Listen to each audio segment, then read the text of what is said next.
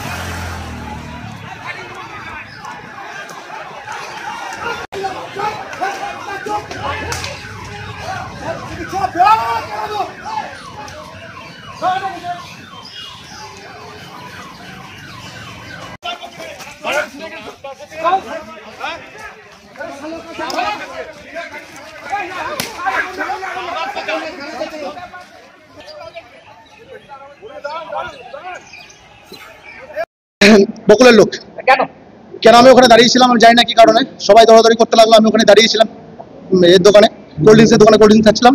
তা করতে কি একজন ইট মারলো। হ্যাঁ, এদের বাড়ি হচ্ছে ধলটিগুড়ি। আমাদের কোনো বিক্ষোভ কর্মসূচি ছিল না। হঠাৎ করে ব্লক সভাপতি 200-250 লোককে আর্মস নিয়ে পার্টি অফিসে চড়াও হয়। ওকে মানুষ মানতে চাইছে না, গোটা এরিয়ার মানুষ। আপনারা দেখছেন আমরা মানুষজন ডাকি নাই, উনি 200-250 লোককে আর্মস নিয়ে পার্টি অফিসে দখল করতে এসছেন। অস্ত্রশস্ত্র নিয়ে যদি উনি জনগণের নেতা, তাহলে পার্টি অফিস কিসের জন্য দখল করতে হবে? জনগণই তো ওনাকে বসাবে।